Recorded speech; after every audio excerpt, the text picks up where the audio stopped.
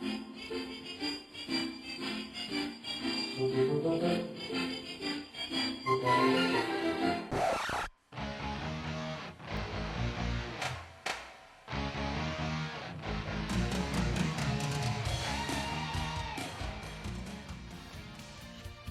to Real Estate Real World, where we talk to the movers, shakers, and leaders that are getting it done right now in the real estate industry and beyond.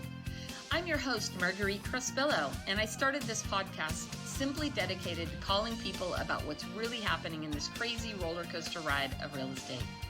Be sure to subscribe on iTunes and stay up to date on the newest stuff by adding yourself to the list at www.realestaterealworld.com. Now, let's dive into the world of real estate. Hey, everybody. It's Marguerite Crespillo, and welcome to another fabulous episode of Real Estate Real World, where we get to talk to all the super cool people out here in the real estate arena, and some people that aren't even in real estate, but all kinds of cool people that are doing teaching, training, coaching, and telling us how life really is in the real world. Today, I have a very special guest, Jim Fortin. And Jim, we were connected through somebody on Facebook who said, you got to talk to this guy. And I love when I get those kind of referrals because it means obviously there's a big reason that I need to talk to him. So let me read his bio a little bit because he's got some super fascinating stuff. It says, if you're wanting to take your sales and performance to the top 1% level, then let America's mind expert, Jim Fortin, help you. Jim is the owner of Mind Authority Incorporated, founder of the Sales Psychology Academy, top 1% agent training program, and he's the creator of a cutting-edge selling and marketing technology called Neuro-Persuasion, which I can't wait to hear about. Jim is a certified master practitioner of Neuro-Linguistic programming, never an easy word to say, and a certified master hypnotist. I'm going to get hypnotized today on our podcast, with over 20 years of experience teaching neuro-based selling and high-performance strategies. Using Neuro-Linguistics, advanced hypnotic technique, and brain and behavioral science, Jim has merged these areas of expertise into a new and highly effective persuasion technology that has helped tens of thousands of selling professionals and companies shorten their selling cycles and significantly increase their sales conversions. He trains all the way from Wall Street to Main Street, I like that, and he's helped his clients add millions of dollars to additional revenue to their bottom line. Jim is a personal coach, trainer to some of the highest producing selling professionals in the U.S., and he's shared the speaking roster with industry professionals like Tony Robbins, Dr. Phil, George Foreman, Robert Kiyosaki, Donald Trump, and thousands of other national experts, and he's coached and mentored some of the highest performing people in business, politics, and global affairs. Jim is one of the nation's leading experts on unconscious selling, marketing, and advertising. Wow, that is a heck of a bio, Jim. Thanks. I hope so. I didn't know that was super cool when you started, so that was awesome. Nobody's introduced me that way. I was reading through, and I was also checking out your website, which we'll talk about in a little bit, and I actually love one of your pictures that says it's a headstone, a gravestone, and it says traditional selling, 1907 to 2013. Yeah. So traditional selling is dead, is what you're implying. Yes, that's exact. Actually, I'm not implying it. Science has actually already proven it. Oh, I would agree with you 100%. Let's talk about that, because that actually is interesting to me. When you say that, what do you mean? Okay, that's a great question, and actually it's not me that's saying that traditional selling has died. It's actually science. Now, what I mean by that is I've done this for a lot of years, and people come from many other training programs, Miller, Hyman, Sandler, Spin Selling, Consultative Selling, Brian Tracy, Zig Ziglar, etc., and they all say, Jim, how come no one's ever taught me what you're teaching me? I teach a right-brain scientific approach to selling and buying, whereas most people teach a left-brain approach. Yeah. Now, what I mean by that is left brain. Marguerite, you're in real estate, and people will say things like, I want a 4-bedroom, 3-bathroom house over on Main Street. And you show them 4 bedrooms and 3-bathroom houses, and they can't find anything they like, right? And you're thinking, exactly. Yeah, you're thinking I'm showing them everything that they want, and why are they not buying? And they buy something completely different. Yes, because what's happening is they're buying subconsciously. Now, the Max Planck Institute in Leipzig, Germany, which is one of the foremost research institutes in the world, back in 2010, some research actually clearly demonstrated that up to 95% of all buying decisions are subconsciously made. So what that means is if we're going to actually effectively sell and shorten our selling cycles, we must sell to people subconsciously, which is right brain, not analytically, which is left brain. Now, for people listening, this will make more sense as we go along and we visit a little bit today. It's funny that you say that because I always tell the story of when I bought my house. And I bought my house 22 years ago. And my husband and I wanted something out in the country, and he wanted to live in a town called Loomis. I didn't really care where we lived. I just wanted it to be in the country. Sure. And I remember driving down this dirt road, coming around the corner, and there was a huge oak tree with a tree house in it. And we had a young son who was like 5 years old. I remember calling my husband and saying, we're buying a house. He said, no, we're not. I'm like, yes, we are. And we ended up, I pulled up to the house, and it had a huge kitchen in it. And I called him again. I said, we're buying a house. And we still live in that house today, 22 years later. Let me give you an example here. So you bought that. It triggered some subconscious or unconscious things in you. I use that word interchangeably, subconscious or unconscious. So let me ask you this. You've driven somewhere before, and as you're driving, you look up and the light turns red. That's happened to you, and it's happened to everyone listening, right? Correct. When that light turns red, do you analytically think, this light is red, what do I do? Do I stop? Do I speed up? Do I run it? Do I turn right? What do I do? Or do you automatically, with no thought whatsoever, simply stop at the light? Yeah, simply stop. You simply stop. And you can even be thinking about 10 other things when the kids were younger, yelling at the kids in the back seat, talking to your husband, listening to the radio. However, there's no analytical thought involved. It happens completely unconsciously. Let me give you a second example. You ever driven somewhere? You live out in California, you're out in the interstates, and you ever driven somewhere and you're driving for 15 minutes and you're like, whoa, I don't remember any of this trip, but I'm here safely. Completely, or completely miss an exit. You're like in La La Land. Exactly. Now the whole point there, all of that is determined unconsciously. It's all handled unconsciously. So when we buy, we think that we're making analytical, rational buying decisions, and then reality, all of that is already predisposed and handled subconsciously, even though we don't know that it's happening. What the Max Planck Institute discovered is that we make our decisions in the brain before we even know that we've analytically made a decision. It's crazy, and it's science, but the whole point is this. Let's go to a listing presentation for a second. Okay. I hear agents all the time going, I did a really good listing presentation, but I didn't get the contract. You've heard that before, right? Exactly, totally. Okay. Here's what's happening in that listing presentation. Number one, it comes down to frame control. Who's controlling who in the presentation? Because that's what we do as human beings, is we try to control people not even knowing we're doing it. And actually, do you mind if we dig in a little deeper here? Is that okay? Absolutely. Let's do it. Do you have dogs? I do. Okay. You ever taken your dog to the dog park? Yeah. What do dogs do the second they see or they meet new dogs? They sniff them. Okay. And why do they do that? I don't totally know the answer to that. I'm guessing they're trying to get to know each other, figuring out if they're okay. They're establishing pack order. Oh. Alpha and beta. Now, when humans meet, they do the same thing. Now, let me ask you this, okay? And this will be a very big takeaway for a lot of people, and this will explain everything that I do in a nutshell. Okay, you ever gone somewhere, and let's say you're going to a seminar, and somebody actually is in a Ferrari, and you see them in the Ferrari, and they walk in, and you think, oh, that's the person in the Ferrari or the Bentley. Or right. You've got to meet someone, and you're like, okay, you're looking around, who's the boss here? We as human beings, we actually also establish pack order. We look for people, for example, and we actually, when I say example, we actually rank people on the social ladder. That's true, right? You know that, yes, okay? Exactly. Now, we don't consciously say, I'm going to rank people on the social ladder, but we do that. Now, when we go to a listing and buying presentation, what we do subconsciously is we are establishing and we are jockeying for pack order, meaning who's going to control this relationship. In traditional sales, you've heard the old phrase before, anytime two people come together, somebody's going to get sold. Have you ever heard that before? Okay. Yes. All right. What 99% of agents do at a listing and buying presentation is they go there thinking, I need to get this listing or I need this buyer. And then they go there and they actually give away pack order to the prospect. They qualify themselves to the prospect instead of making the prospect qualify themselves to them. And what they've automatically done is put themselves in the beta position.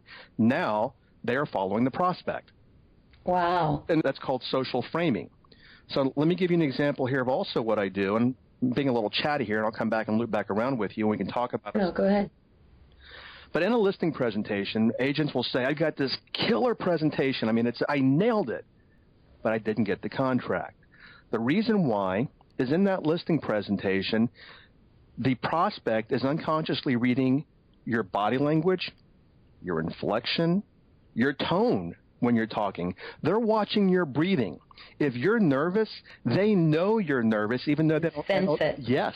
They don't analytically know, oh, this person's nervous, but they know it by watching and unconsciously monitoring breathing patterns. They're reading the agent the entire time unconsciously, and the agent doesn't even know they're being read. That goes back to 95% of buying decisions are unconsciously made. It's never about the listing or buying presentation. It's about how they're reading you subconsciously when you're in front of them or even on the phone. But they're picking up and they're making decisions about you. And what we have to do is we have to know that, and then we have to influence those decisions to a win outcome. I'm so fascinated by that. I think it's so powerful because I've always told my kids that, especially when they were teenagers and they were trying to figure themselves out, I'm like, look, the sexiest thing on the planet is confidence, right? And confidence, you can interchange that word, Sure. but for sexy. But the bottom line is that when you walk into a situation and you're confident in who you are, people sense that, and that's that alpha part, right? Is that what you're saying? It's not dominance alpha. And yes, to answer your question, in that I have a friend of mine, she's in her 70s, and she said something like, there's nothing sexier in a woman than a confident woman.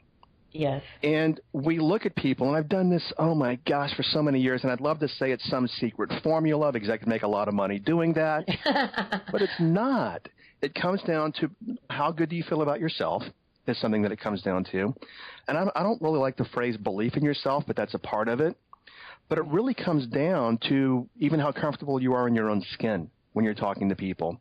And I'm going to go somewhere right now that a lot of people don't talk about in business, but I see this coming up with all of my clients, not all, but many, and it comes up constantly.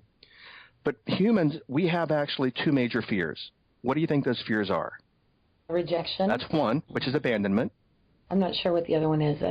All the other words, I think, seem to be like that. Inadequacy.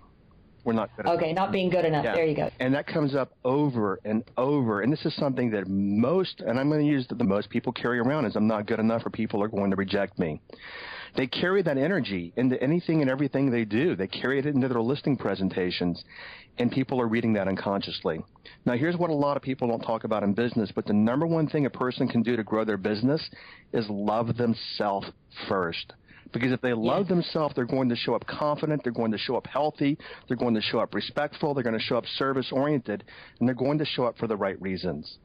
Now, I know that's not what you expected to hear maybe on this podcast, but that's a big deal.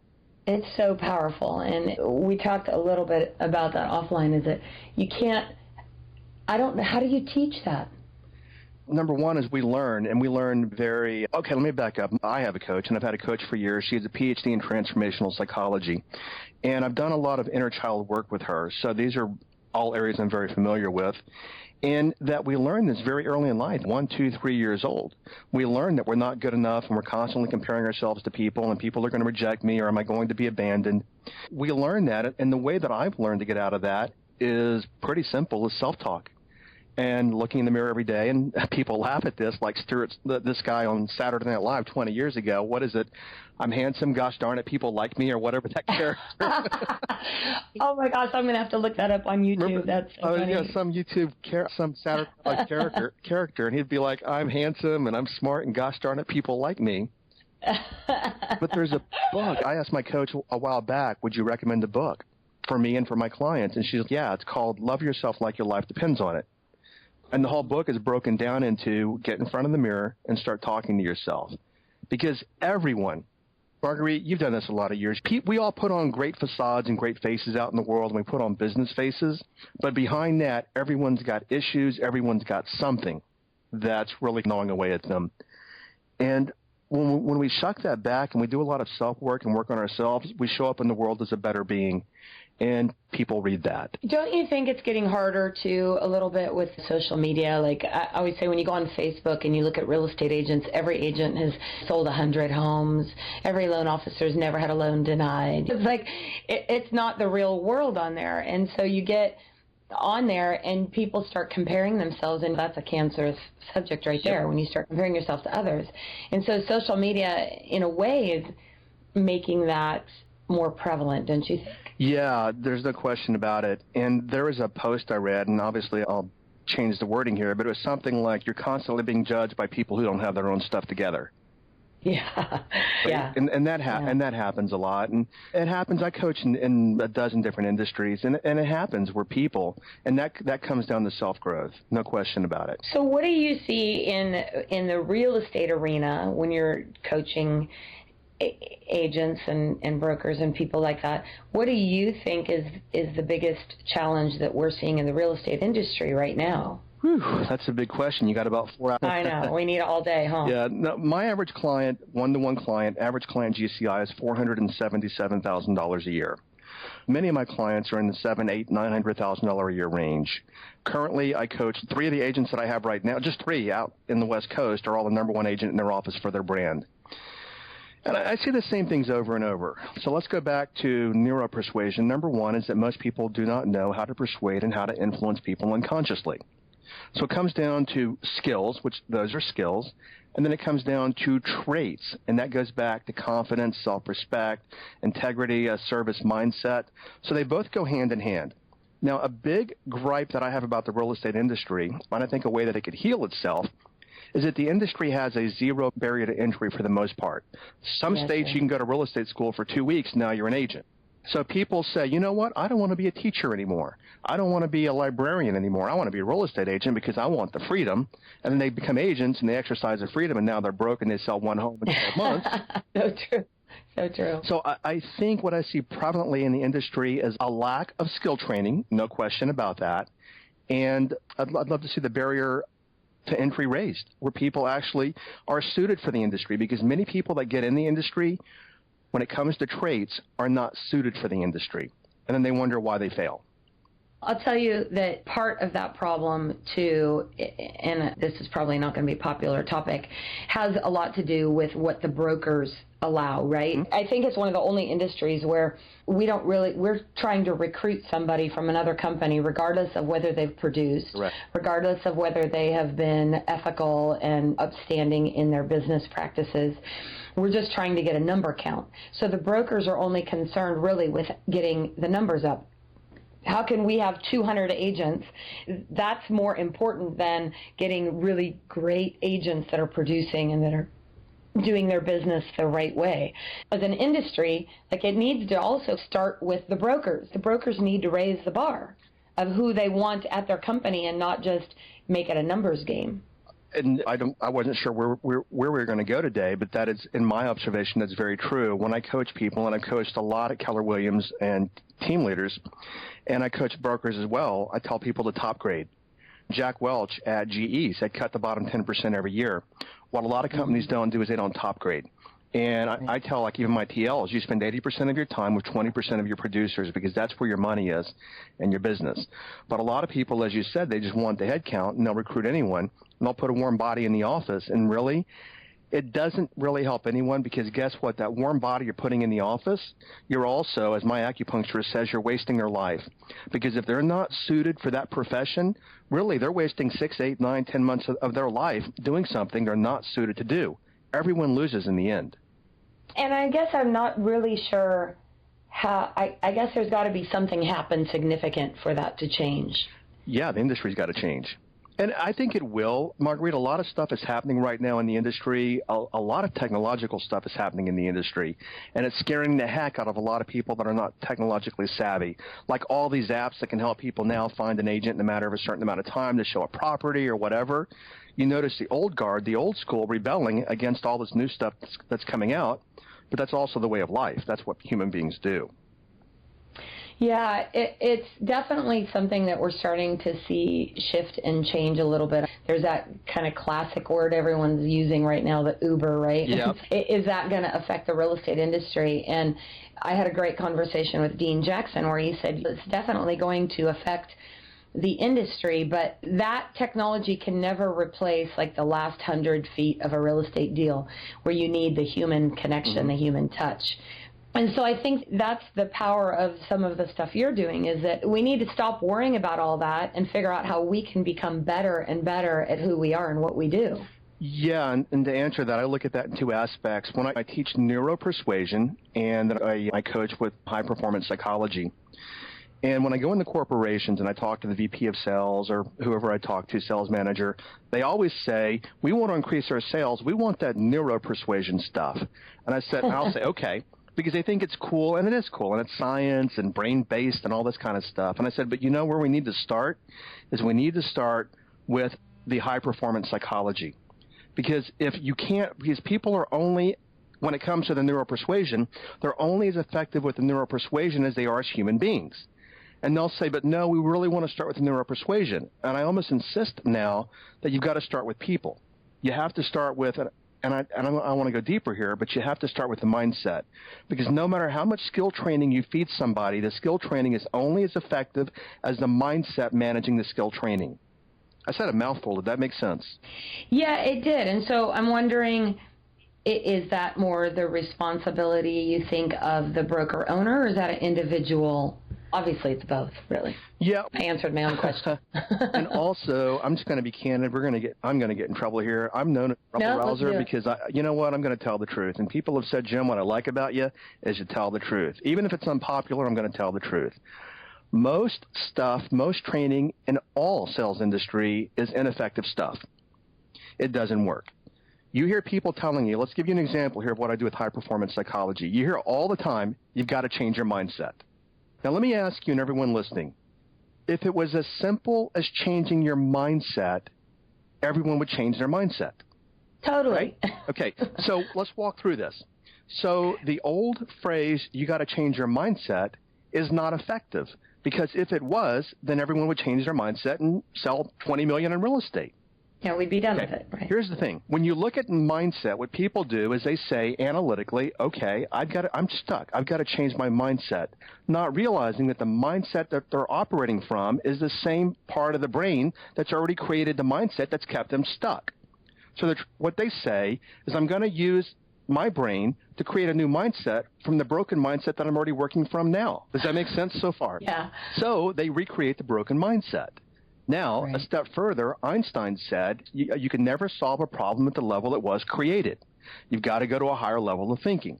So what people never do is they analytically try to reset their mindset from a broken mindset already, because they're already broke and not selling. And they say, I'm going to take this broken mindset I have and create a new one. When they can't, they've got to go to a much higher level, or in my case, a much deeper level, which is a subconscious mind, because all behavior is subconsciously driven.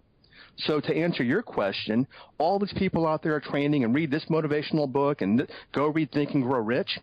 If you could read Think and Grow Rich and get rich, don't you think the 15 million people that have read it would be rich? But I see people that read it for 10 years and they still don't have $5. It's because all this training out there, almost all of it is left brain and doesn't take into account that all behavior, all sales, everything is subconsciously driven and motivated.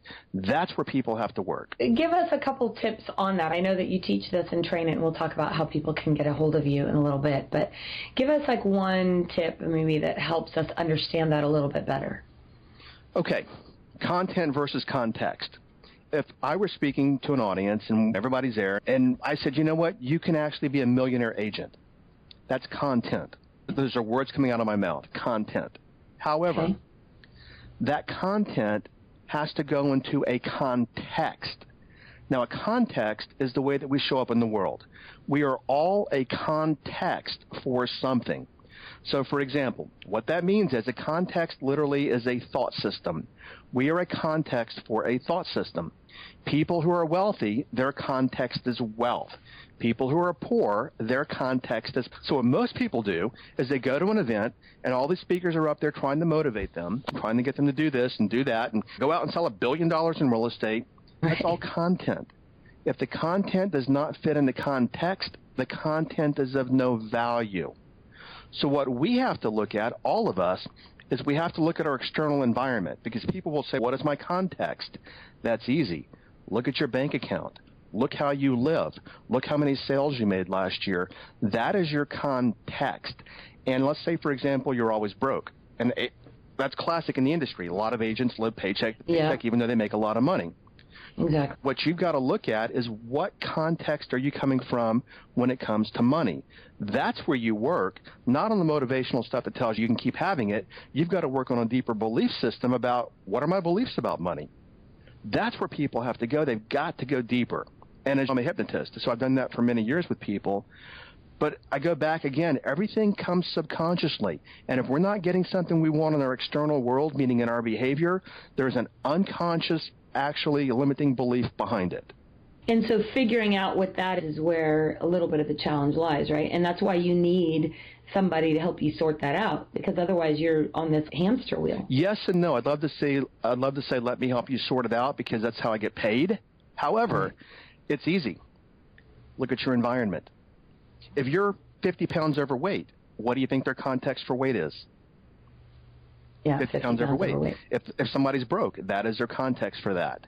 So it all goes back. If you want to know what context you're operating from or what unconsciously hidden beliefs you're operating from, look at your environment and the handwritings on the wall. James Allen, he wrote As a Man Thinketh. Have you ever read that book before? Yes, great book. He said, mind is the master power that molds and makes. Man is mind, and evermore he takes. He thinks in secret, and it comes to pass that his environment is just his looking glass.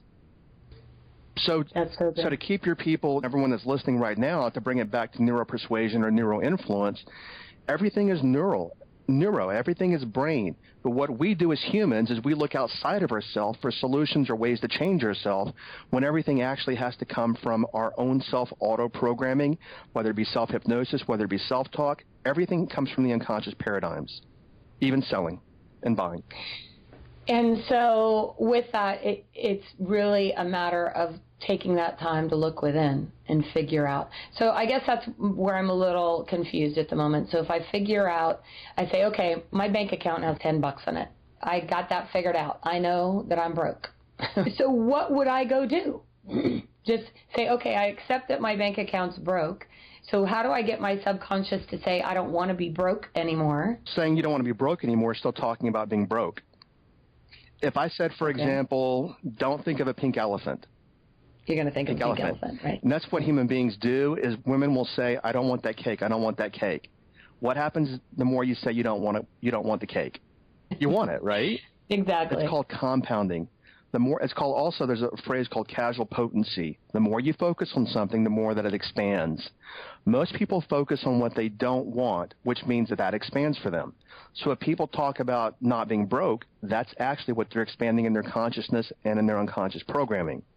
The more powerful place to come from is to focus on attracting prosperity and attracting wealth. We focus on what we need to do is focus on what we want, not on what we don't want. But it seems like all those what you don't want creep back into your brain. Like you're thinking, I want prosperity, but dang it, I'm broke. I want prosperity, but dang it, I'm broke. I've been there. Trust me. I've done this a lot. I work on myself a lot. If I got paid, which I do get paid for how much I work on myself, but I work on myself a lot. And there's a phrase that I learned from my brother-in-law. He's my mentor, one of them. I won't mention his name, but his life story's been written. It's sold like 17 million copies around the world over the years, and it's an iconic book series. People like Wayne Dyer. Have you ever heard of Wayne Dyer before? Oh, absolutely. I love him. I'm so sad he's no longer here. Yeah, Wayne quotes my brother-in-law constantly, and Wayne even said one time, I will go anywhere, anytime, any place to meet your brother-in-law. A phrase that I learned from my brother-in-law 20 years ago, and it took me probably 10 years to even figure it out, is you are where your attention is. You are where your attention is. So if our attention is on being overweight, we create more of that because that's where we are. If our attention is on never having enough listings and the economy's tight, that's where we are. If our attention is on wealth and prosperity, that's where we are. Now, let me add a caveat. I was talking to a client this morning. He makes about $800,000 a year. And he goes, man, Jim, it's a grind. What he didn't recognize, and I pulled out of him this morning, is if you look at somebody making $40,000 a year, and they're like, man, life is hard. It's a grind at $40,000 a year. Okay, there's no difference between that person making $40,000 a year saying it's a grind and my client making $800,000 a year saying it's a grind. They've got different end results, but yet they're creating the same thing in their life at different levels, meaning they're making different amounts of money. But notice how they have the same mindset, and because their mindset is a grind, the one making 40, it's a grind, and the one making 800, it's still a grind, because that is where their attention is. That's so true. Yeah, so people that think they have money, like a lot of money, 7, 8, 900,000, $1 million a year, many times they will look at their external environment and say, I'm wealthy, but even out like in California, out where you are, I know people that make 8, 9 million a year, but they have no money in the bank after taxes and everything else, right? Exactly. So even though they're technically wealthy, they're also poor. And that is a matter of mindset. But they don't recognize that. Oh, that's really powerful. I know. In thinking about that, I have one of my very good friends, and he does very well. He's got several $1 million in the bank. But in his mind, he still has a long ways to go, right? So in his mind, he still has to do that. That number is not big enough for him. Yeah. Whereas somebody could have 500 in the bank, and obviously it's not big enough for them. He's got 5 million in the bank. It's not big enough for him. So it goes along the same lines, don't you think? Yeah, to some degree. I think the most powerful place any of us can come from is I'm absolute prosperity. I am prosperity. I attract money. There's a book, and I've read thousands of books over the years. I don't even read that much anymore in terms of commercial books because a lot of it's just rehash the same thing over and over again. Exactly. And some things I'm like, if I can pull one idea out, okay, that's great. There's a book I stumbled on, and I've read 20 years of books on prosperity. Actually, I started when I was 16, and I'm 51, so however many years that is. And I found the book on Amazon a few months ago, and it's called Dollars Flow to Me Easily. That book, Dollars Flow to Me Easily, is probably the best book that I've ever read on prosperity consciousness, attracting money. Everyone listening now, it's $2. Go to Kindle. You can only get it on Kindle. Go get that book. But here's what people do as well, Marguerite, is they read a book, and they're like, wow, that's good stuff. They put it down, and 2 minutes later, they're back to their old behaviors again. Exactly. I think that's the bigger issue. Let's go to the neurology a little bit. Okay, what we have to do is we master things in life through repetition. When we do things and we do them more, we master them. Most people do things one time and like, whoop, I didn't get the result. I'm putting the book down. I'm going to go back to my old patterns. And 2 days later, they've even forgotten they've done something differently a day prior. The key is to read that book and make it part of your life. Do it every day. But we don't do that as humans because we want instant gratification. If we don't get the result today by 5 p.m., I'm not going to do it anymore. And then we wonder why we repeat the old patterns. I think that's something worth paying attention to because I know that I always say one of the main reasons that has contributed to my success is just doing 1 or 2 things the same all the time. Like I have mailed to my database for 20 plus years. Every single month I mail to my database. Where many will start, they'll do it for a month or 2, and then, they forget, and they slack off, or, they don't have the money to do it this month. Do that same stuff over and over again, and you can't help but get results from it.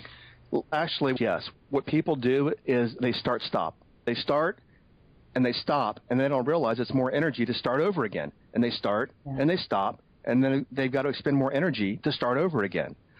The biggest thing that we can do, or the most powerful thing we can do, is exactly what you talk about doing, is being consistent with it. Myself, I'm kicking myself because and I'm not kicking myself literally, but there's this big book in the industry right now called The Miracle Morning. Oh, yeah. All right. Yeah. I did a podcast with him. Yeah, and I have taught this for years, and I'm like, dang, he got a better title than I did and all this kind of stuff. That's his path. That's what he's supposed to be doing, and that's why he created that book. But every morning, I have a room in my house. I call it, it's a meditation room. I go in there, and I've been all over the world at spiritual sites and stuff, and I've got stuff from all over the world. But every morning, I go in there, and I start my day in there before I ever pick up my phone. And I start my email or anything. And the first thing I do every day is I've got a list. But one of the things that I do is I give gratitude for everything that I have in my life. And then something that I do every morning is I review my vision. What is it that I want to create? Because every morning that I review that, I make it stronger and stronger in my unconscious mind. So to your point, what we do, many of us, we walk in there one day, Monday and Tuesday, we do it. Oops, Wednesday I'm busy, I can't do it anymore. Thursday I've already forgotten. And then the next Monday it's not even on our radar anymore.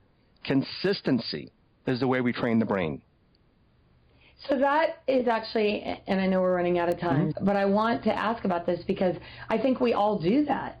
If you do it for a few days and then you get busy and it just becomes not a priority, how do you make yourself almost do that every single day? That comes to commitment. What are we committed to? That's true. Yeah. You know, when we look at it, everyone's committed to something. Somebody lying on the couch eating Doritos every day is committed to lying on the couch eating Doritos every day. Yeah, exactly. We're committed to something. I know we're almost out of time, but what most people are committed to, and there's no judgment here because I've been there, most of us are committed to mediocrity and average lives. Yeah, that's true. So we have to look at what am I committed to? And I'm no different than anyone else. I have to work in terms of, okay, here's what I'm committed to. And I have, so to leave with a thought here, let me give people this. I've created what I call unbreakable standards. And one of my unbreakable standards is that every morning I go into my meditation room. That is an unbreakable standard. I do that no matter what. Because if I break that standard, then I train myself that it's okay to what? Break the standard. Exactly. That's why they're unbreakable standards. So what people can do is create one unbreakable standard, something that you will do every day, same time, for 90 days. Then what most people do is they fall off track on day 7 or 10. What that tells them about them is that they're not great at commitment. That's where they need to be working. Because, see, the commitment is the foundation to all the prospecting or business building or lead generation or mailing your list. What they do is they keep going back and doing the behaviors, not recognizing the underlying psychology that drives the behaviors. Does that make sense? Yeah, it totally does, and I can completely relate to that. So hopefully I didn't throw too much at you guys. No, you know what? I could literally talk to you for days. We could have a 14-hour podcast with just you, Jim, because it's such a fascinating subject and stuff I'm so interested in anyway. We've probably read all the same books, and I know we talked earlier before the call. We've ran in a lot of the same circles. It's just bizarre that we haven't met before now. But it's such powerful stuff, and I think it almost feels like a magic pill when you actually figure it out, right? You figure it out, you're like, oh, I knew that, but why wasn't I doing it? Yeah, and I didn't know if we were going to video or audio, so I've got my big whiteboard behind me in the office, and I took a picture, but I erased it. But what I had up there was this entire map, because what I do is I watch myself, and I'm like, Jim, when you sabotage yourself, what steps are you going through in your mind to do that? When you're actually very successful, what steps in your mind are you going through to do that? Are you getting into commitment first? Are you getting into vision first? Are you getting into desire first? Because I look at I've got thousands of books up on my bookshelf, and I look at why people read these, but they don't change. So what I'm looking at is how to take people deeper. That's why my website is Mind Authority.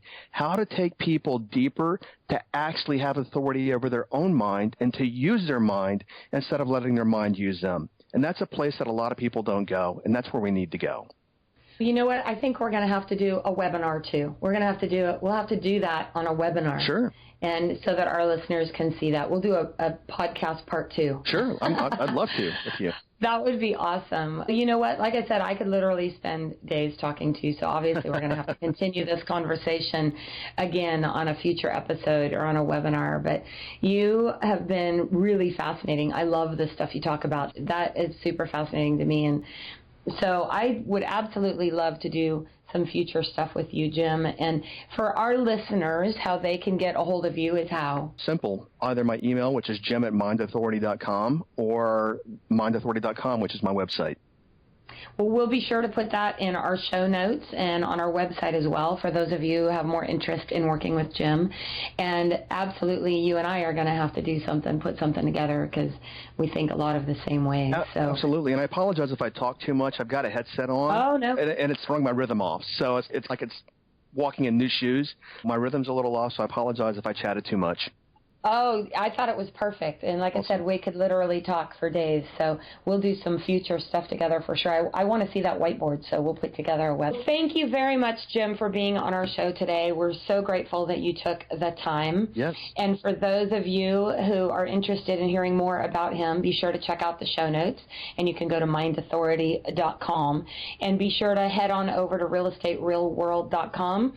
Be sure to subscribe to us on iTunes, and we love your reviews. They help us get out there in the world. So, again, thank you, Jim, for being a fabulous guest, and thank you, everybody, for being on Real Estate Real World today. Go out and make it a great day. Thank you for joining us today on Real Estate Real World, where we talk with masters and leaders in the real estate industry and beyond on how we can raise the bar in our industry. Please subscribe over on iTunes, and while you're there, be sure to give us a review. Your reviews encourage us and help others to find our podcast for show notes and hot topics on what's going on right now in our real estate industry. Also, hop on over to www.realestaterealworld.com and add your name to our email to get early advance notice of upcoming podcasts. Thanks again for listening, and go out there and be a part of the elite masterclass and raising the bar on the real estate industry.